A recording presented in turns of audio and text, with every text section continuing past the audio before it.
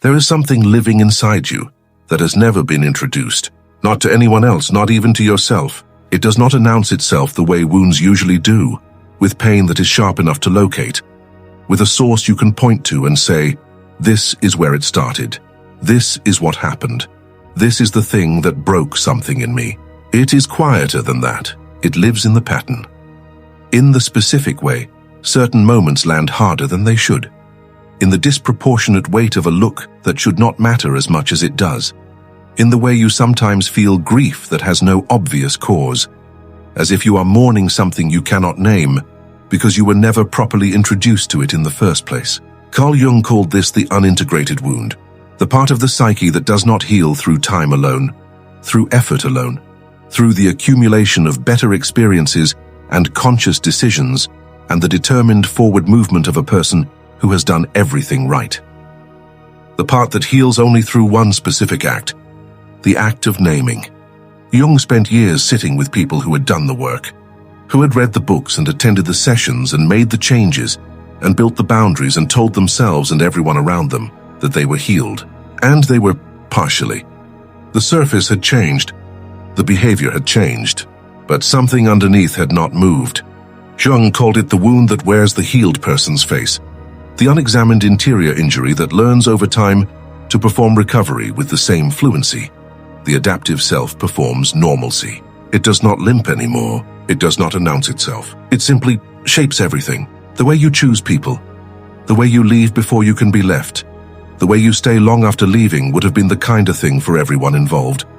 The way intimacy at a certain threshold of closeness produces not warmth, but terror. So old, you cannot trace it back to its origin. The antagonist in this story is not always a person. Sometimes the antagonist is a belief so deeply embedded in the architecture of the empath self-concept that they have stopped experiencing it as a belief at all. They experience it as truth. The belief has a specific shape, though it wears different language in different people. In its most essential form, it says this: you are too much, not as a criticism that was once delivered and then refuted, as a conclusion that was arrived at through years of evidence carefully gathered by a psyche that was trying to make sense of environments that could not hold everything it was. The environment that went cold when the empath's sensitivity made things complicated. The relationship that pulled away when the empath needed something back. The family system that rewarded the adaptive version and went quietly distant from the authentic one. And the empath, because empaths are extraordinarily intelligent about other people's interior lives and extraordinarily blind to their own, processed all of that environmental data and arrived at an explanation. The explanation was themselves. Jung called this the false integration of the wound. The moment when the unhealed part stops being a wound, the empath is trying to recover from, and becomes a premise they are unconsciously living from. Not this happened to me. This is who I am. The persona the empath builds on top of this wound is extraordinary. Not because it is dishonest, because it is sincere. The empath who believes at their core that they are too much becomes over time the most considerate person in every room, the most careful, the most attuned to what others need, the most preemptively apologetic for the space they take up before anyone has indicated it is a problem.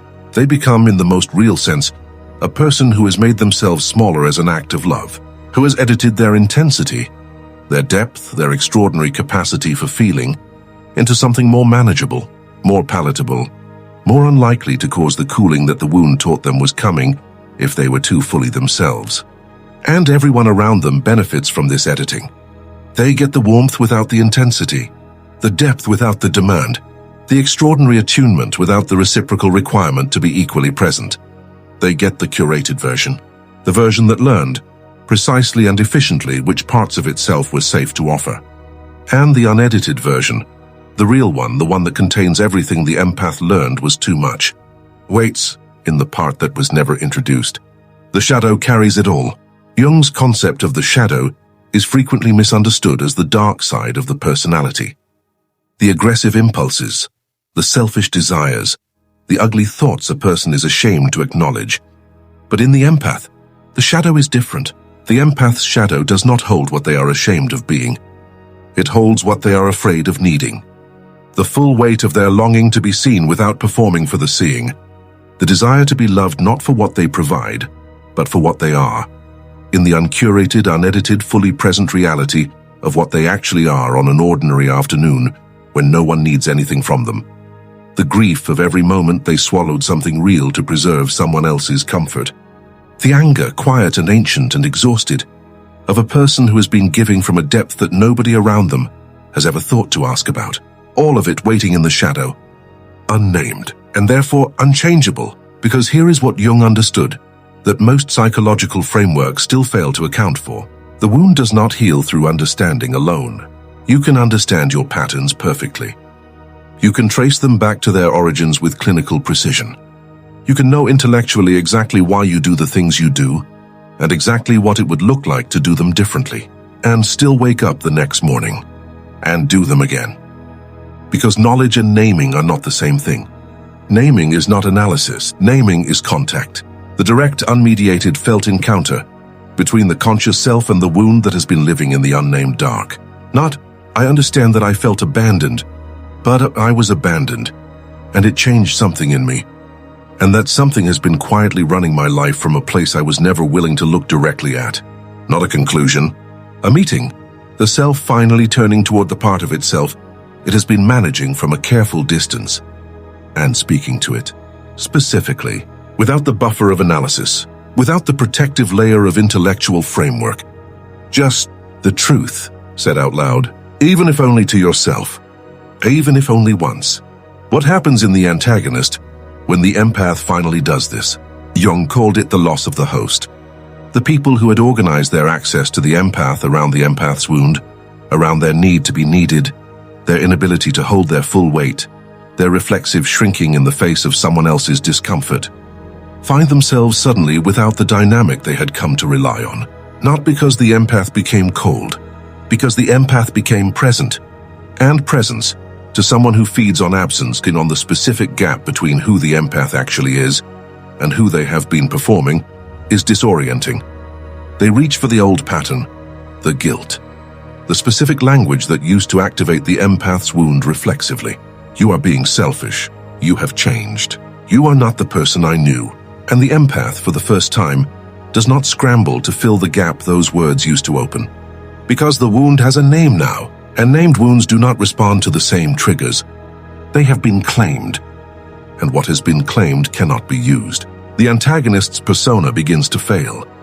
Not externally, not in ways that are visible to anyone who does not know how to read the specific quality of a person whose primary psychological architecture depended on someone else's unclaimed wound. But internally, the return of the repressed begins.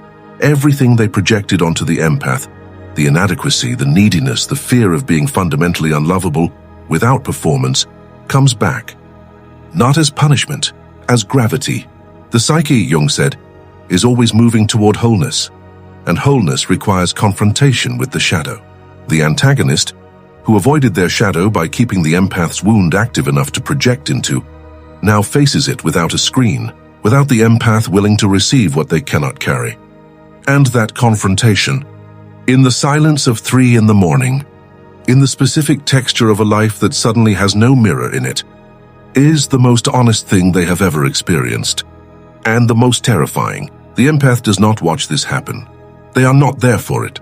They are somewhere else, in the specific quiet of a person who has stopped performing recovery and started actually recovering, who woke up one morning and noticed that the thing they were most afraid of, the aloneness on the other side of finally being themselves, was not as unbearable as the thing they were protecting themselves from by never getting there.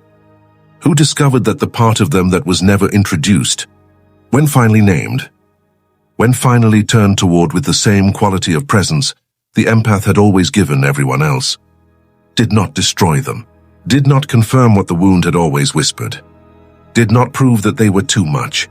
It did the only thing a part of a person can do when it is finally seen. It exhaled. It settled. It became, for the first time in as long as the empath could remember, quiet, not absent, not suppressed, not managed from a careful distance, just at rest, finally, inside a person who had stopped being afraid of what lived there. Jung said that individuation is not the acquisition of a new self. It is the retrieval of the one that was always there, waiting, in the unnamed dark, for the specific courage of a person who finally looked directly at the thing they had been circling for years and said its name, out loud, without flinching. That is the healing that the books do not fully describe. That is the threshold most people approach and retreat from repeatedly before they finally cross it. And the empath who crosses it does not become someone new. They become someone returned to themselves completely for the first time.